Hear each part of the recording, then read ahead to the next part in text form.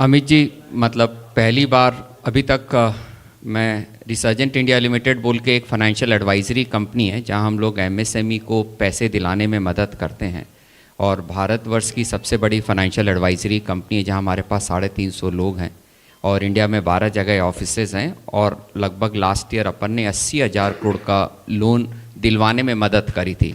तो ये अपन ने काम किया। लेकिन अमित जी का तहे दिल से इसलिए धन्यवाद है कि अभी तक मैं सिर्फ इंडिया के एमएसएमई सेक्टर को कैटर करता था। आज पहली बार सर भारत के एमएसएमई को के साथ में समक्ष में उनकी समस्याओं को देखते हुए उनके साथ में काम करने का मौका मिल रहा है। अमित जी, एब्सोल्युटली तहे दिल से इसका धन्यवाद है, और मैं आभार व्यक्त करता हूँ आपका कि आपने मुझे बुलाया यहाँ पे और आपने मेरे को ये काम करने के लिए कहा है। अमित जी ने मेरे को कहा था कि किस तरीके से एमएसएमई को कहाँ से पैसे मिल सकते हैं, क्या क्या स्कीम्स हैं, किस तरीके से उनको पैसे मिलने चाहिए।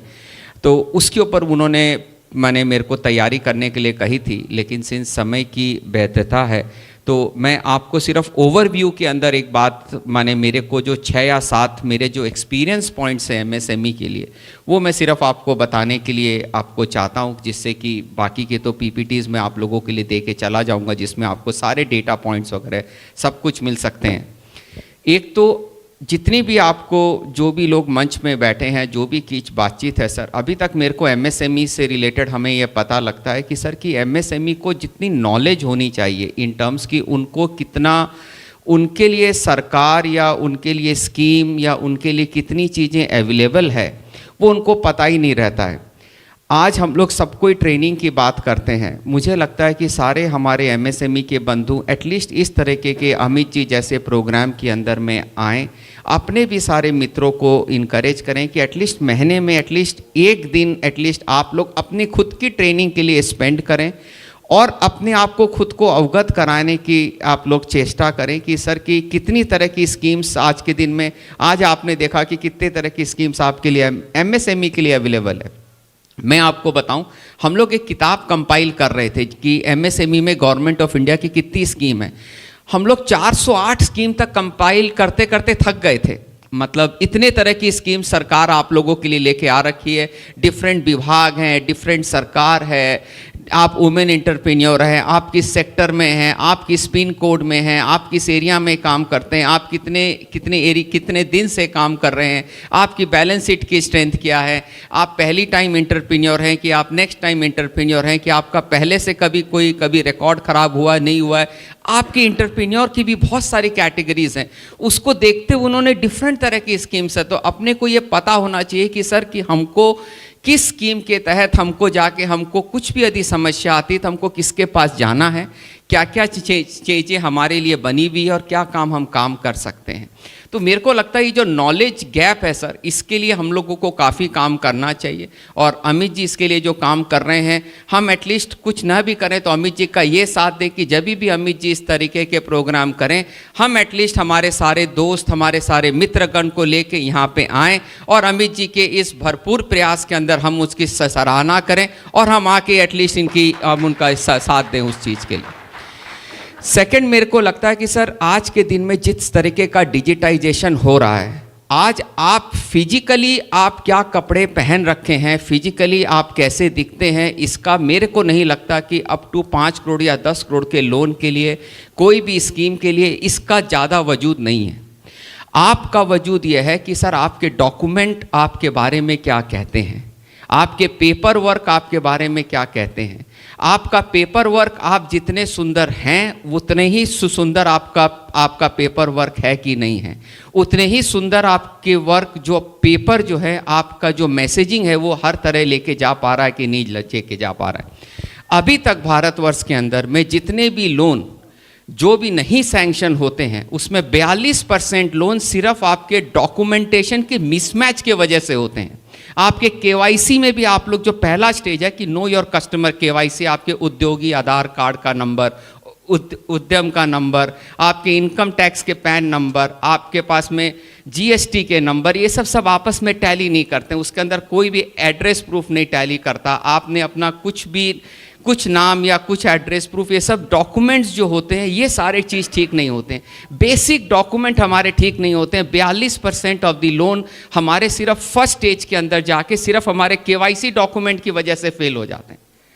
सर एटलीस्ट हम बोल रहे हैं कि सर, और उसके बाद हम लोग कभी कोई पेपर वर्क या जैसे हमको छोटे छोटे कुछ कंप्लायंसेस होते हैं, हमको जीएसटी का रिटर्न समय से भरना है, आपका नील रिटर्न है, आपका कुछ रिटर्न है, हम सिर्फ अपनी गफलत की वजह से या हम किसी और काम की व्यस्तता की वजह से हम इसके अंदर में समय नहीं लगा पाते। मुझे लगता है कि एज एन एमएसएमई एंटरप्रेन्योर आपको इस चीज़ की महत्व समझनी चाहिए कि बिकॉज अब आप हर जगह नहीं पहुंच सकते हैं। कंप्यूटर यदि वो आदमी मानता है, कंप्यूटर यदि आपको अमित जी मानता है तो आप अमित जी हैं। अमित जी खुद भी खड़े होकर कहते हैं कि मैं अमित जी हूं, तो उनको अमित जी नहीं माना जाएगा। मतलब दुनिया अब इस तरीके से होती जा रही है कि अमित जी के पेपर यदि अमित जी को कहते हैं कि ये अमित जी है, और कंप्यूटर यदि ये कहता है कि अमित जी हाँ ये आदमी अमित जी है, तब तो आदमी अमित जी है। यदि अमित जी अपने मुंह से चिल्ला के माने परी चौक के चौराहे पे खड़े होके कहने लगे तो भी सर लोग उनको अमित जी नहीं मानेंगे सर। तो सर आपके डॉक्यूमेंट जो हैं, आपके डॉक्यूमेंट आपके प्रॉपर होने चाहिए, आपका पेपर वर्क प्रॉपर होना चाहिए, और एकदम भी कॉम्प्लिकेटेड नहीं है सर ये। प्लीज़ आप इसको इतना बड़ा बवंडर मत समझ लीजिएगा। मैं बोल रहा हूँ कि सर आप सिर्फ आधी घंटा उसमें समय तो लगाइए, आप उसको समझने की चेष्टा तो करिए, आप उसके अंदर गहराई में 2 लाइन भरिए तो सही। और मैं बोल रहा हूँ कि सर कि उसके बाद में आपकी 90% समस्या सिर्फ इसके लिए हो जाती है बिकॉज जब भी आप कोई चीज़ के लिए अप्लाई करते हो, चाहे कोई पीएसयू के अंदर में कोई भी काम के लिए आप अप्लाई करते हो, आपसे कोई पेपर मांगता है। अब वो पेपर नहीं होने की वजह से हमें एक झुंझलाहट सी होती है, हमें एक परेशानी सी लगने लगती है, हम सरकार को, हम इर्द गिर्द के लोगों को, हम लोग, बिकॉज एक ह्यूमन नेचर है सर, हमारे पास जब भी कोई समस्या आती है हम अंदर की ओर नहीं देखते हैं कि सर ये गलती कहीं हमारी तरफ से तो नहीं हो रही है। हमको लगता है कि ये पेपर क्यों मांगा जा रहा है, हमको लगता है ये चीज़ क्यों होती जा रही है, हमको लगता है कि हम जो कह रहे हैं हमारी बात क्यों नहीं मानी जा रही। तो सर ये बेसिक डॉक्यूमेंट की जो कंप्लायंसेस वाली बात है सर, मुझे लगता है कि सर एमएसएमई के लिए 42% समस्या सिर्फ ये डॉक्यूमेंट कंप्लायंसेस को लेके है, और एक हमारे को जो नॉलेज गैप है सर, मेरे को लगता है उस चीज़ के लिए है सर। तीसरी चीज़ सर, हमको बिजनेस कहाँ से मिलेगा? बिजनेस लाने के लिए सर मैं आपको बताऊं कि सर ने जैसे कहा कि जेम पोर्टल, मैं जेम पोर्टल के आपको एक इम्पॉर्टेंस इन नंबर्स बताना चाहता हूं। 3 साल पहले 2020 के अंदर में जेम पोर्टल में सिर्फ 30,000 एमएसएमई उद्यम रजिस्टर्ड थे और उन्होंने लगभग 75,000 रुपये का काम दिया। जो भी एमएसएमई बंधु, जो भी एमएसएमई एंटरप्रेन्योर जेम पोर्टल पे रजिस्टर्ड है, खाली जाके आपने आपको रजिस्टर भी करा लिया, तो आपकी इंडस्ट्री से रिलेटेड यदि कोई भी सरकारी यदि ऑर्डर यदि आएगा, यदि कोई भी गवर्नमेंट एंटिटी को यदि उसकी रिक्वायरमेंट होगी आपके प्रोडक्ट की, तो वो आपके दरवाजे तक आएंगे, आपको ईमेल भेजेंगे, आपको बताएंगे कि सर हमको ये सामान की ज़रूरत है। आपको अपने कस्टमर खोजने के लिए आपको जाना नहीं है, आपको सिर्फ अपने आप को जेम पोर्टल में रजिस्टर करना है।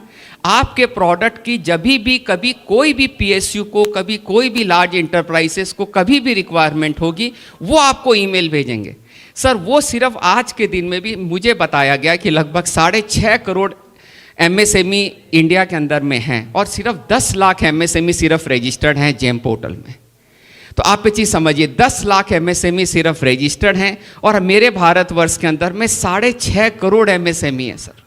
कितने बड़े लोग हैं जो इस सुविधा का उपयोग नहीं कर पा रहे हैं, जिनको इनका लाभांश नहीं मिल रहा है, जिसको इसका लाभार्थी नहीं हो पा रहे हैं सर इस स्कीम के अंदर। इसके अंदर कुछ नहीं करना, आप सिर्फ अपने आप को रजिस्टर करना है। यदि किसी भी सरकारी एंटिटी को, किसी भी सरकारी वर्क को, जैसे सर ने कहा कि उनके लिए कंपलसरी है ये सामान खरीदना और उनको कंपलसरी है कि जेम पोर्टल से खरीदना, आप वहाँ ही नहीं, आप उस जगह में प्रेजेंट ही नहीं है, तो सरकार आपको खोजेगी कैसे? आपको पता कैसे लगेगा कि आप ये सामान बनाते हैं? आपको बाजार में दिखना तो होगा। व्यापार का तो ये नियम है, जो दिखता है सो बिकता है। यदि राइट जगह में यदि प्रेजेंट ही नहीं रहेंगे तो फिर आप तो अपॉर्चुनिटी लूज कर रहे हैं कोई भी सी चीज़ के लिए। लास्ट 1-2 पॉइंट और है। एक है डाइवर्सन ऑफ फंड, या फिर हम पैसे का कैसे मूल्यांकन, पैसे को कैसे यूटिलाइज करते हैं। अमित जी 2-4 मिनट और खाली बस थोड़ा सा, मैं कोई नंबर्स पे नहीं जा रहा, मैं खाली आप लोगों को ये बता रहा हूँ कि किस तरीके से मेरे एक्सपीरियंस के हिसाब से डाइवर्शन ऑफ फंड या फिर एक एमएसएमई के लिए मैं सिर्फ आपको 1-2 थंब रूल खाली बताना चाहता हूँ। देखिए, व्यापार आप अपना बहुत अच्छा समझते हैं, वो व्यापार आपके करने की बातचीत है। बहुत बार क्या होता है कि हम लोग ना भावुक हो जाते हैं, हम लोग कोई भी हमारे पास जब बिज़नेस अपॉर्चुनिटी आती है, हम अपना तन मन धन हम सब कुछ उस कस्टमर को दे देते हैं, हम सब कुछ उस बिज़नेस को दे देते हैं। मेरे को लगता है कि यदि आपने अपने बिज़नेस में यदि 100 रुपये या 1000 रुपये या 1 लाख रुपये यदि इन्वेस्ट कर रखे हैं, इंग्लिश में एक कहावत है, हिंदी के अंदर कुछ और हो सकती है, all eggs in one basket. हम लोग सारे के सारे पैसे, सारा का सारा हमारी जो जमा पूंजी है, हम लोग कोई 1 या 2 कस्टमर को माल सप्लाई करने में ना लगा दें। आप लोग एक अपने लिए एक फाइनेंशियल डिसिप्लिन लेके आइए, सिर्फ एक फाइनेंशियल डिसिप्लिन कि सर मैंने यदि 1000 रुपये यदि बिजनेस में लगाया हुआ है तो मैं किसी भी आदमी को उसका 10% से ज़्यादा मैं उधारी नहीं दूंगा। सर आपके बिजनेस के अंदर में डाइवर्सिफिकेशन होना बहुत ज़रूरी है। क्या होता है कि सर हम सिर्फ हमारे बिजनेस के अंदर में हम 80 या 90% बिजनेस हम सिर्फ 1 या 2 कस्टमर से करते हैं, और कभी भी उस कस्टमर के अंदर कभी दिक्कत आती है तो सर उसका इंटायर प्रभाव मेरे बिजनेस के ऊपर पड़ता है। तो सर आप लोग सिर्फ एक ये फाइनेंशियल डिसिप्लिन आप लोगों के अंदर लाना बहुत ज़रूरी है कि सर हम उस समय लालच में बहेंगे नहीं, हम उस समय हम उस ऑर्डर को कैसे एग्जीक्यूट करना है वो आप चाहे पार्टनरशिप में एग्जीक्यूट कर लीजिए, आप एग्जीक्यूट कर भी सकते हैं तो भी, सिंस आपने ये फाइनेंशियल डिसिप्लिन लिया हुआ है कि सर मैं यदि 1000 रुपये या कोई भी मैं इतने रुपए से ज़्यादा उधारी या मैं इतने रुपए से ज़्यादा, बिकॉज आप उसका बिजनेस फंड कर रहे हैं, यदि उधारी दे रहे हो तो इसका मतलब you are funding is own business, माने आप अपने पैसे से उसका बिजनेस आप चला रहे हो। आप ये बोलिए कि सर मैं इससे ज़्यादा काम नहीं करूँगा, तो बिजनेस के अंदर छोटी छोटी डाइवर्सिफिकेशन की सर आपका जिससे भी आप माल लेते हो वो कम से कम 2 या 3 ऐसे सप्लायर होने चाहिए, आप एक सप्लायर पे डिपेंडेंट ना हो। आप जिसको माल बेचते हो कम से कम आप अपना 10 या 15% ऑफ द टर्नओवर से ज़्यादा एक कस्टमर के ऊपर आप डिपेंडेंट ना हो। आप कोई भी जैसे यदि आप कोई प्लांट एंड मशीनरी लिए हैं और आपको वर्किंग कैपिटल और टर्म लोन, एक होता है फिक्स कैपिटल और एक होता है वर्किंग कैपिटल। एमएसएमई बिजनेसमैन इन दोनों के बीच में डिफरेंस नहीं समझता है। वो क्या करता है कि सर कि आज मेरे को जो रोज़मर्रे के लिए जो पैसे चाहिए उस पैसे से, और मेरे को एक प्लांट एंड मशीनरी खरीदने के लिए पैसा चाहिए, मेरे को एक मोल्ड बनाने के लिए पैसा चाहिए, मेरे को कोई टेंडर के लिए पैसा खरीदने के लिए पैसा चाहिए, मेरे को कोई सप्लायर से कोई मेरे को कस्टमर से पैसा आता है, मेरे को फट से मैं मशीन खरीदने में पैसा लगा देता हूँ। फिर क्या होता है कि जब मैं मशीन खरीदने में पैसा लगा दिया तो सर हमारे पास में जब नेक्स्ट वर्क ऑर्डर जब आता है, जब मुझे रॉ मटेरियल का खरीदना होता है, मेरे पास उस पैसे की शॉर्टफॉल हो जाती है। तो प्लीज़ आप लोग सिर्फ 2-3 फाइनेंशियल डिसिप्लिन, मेरे को लगता है कि सर ये एक एमएसएमई एंटरप्रेन्योर को समझना बहुत ज़रूरी है कि सर कितना पैसा मैं प्लांट एंड मशीनरी में लगाऊंगा, मैं कितना पैसा मैं वर्किंग कैपिटल में लगाऊंगा, वो डिसिप्लिन आप डे 1 से मेंटेन करें। आपको कितना % उधारी आप किस कस्टमर को कितना कितना देंगे वो आपको पता होना चाहिए। आपके जिससे आप माल ले रहे हो, जिससे आप माल बनवा रहे हो, सर आपका बिजनेस की डिपेंडेंसी जो है वो कोई 1 या 2 कस्टमर आपका भाग्य विधाता न बने। मेरा खाली कहने का मतलब यह है कि आप अपने बिजनेस का भाग्य विधाता कोई 1 या 2 लोगों को ना बनाएं।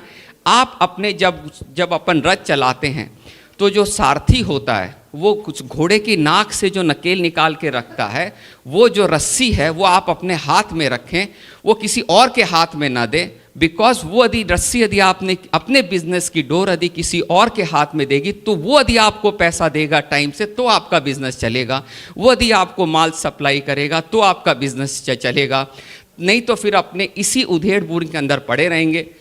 लास्टली मैं आपको ये बोल सकता हूँ कि सर इससे अच्छा समय एमएसएमई के लिए, इससे अच्छा समय कोई भी, एमएसएमई की वर्ड इट इज़ ए मिसनॉमर।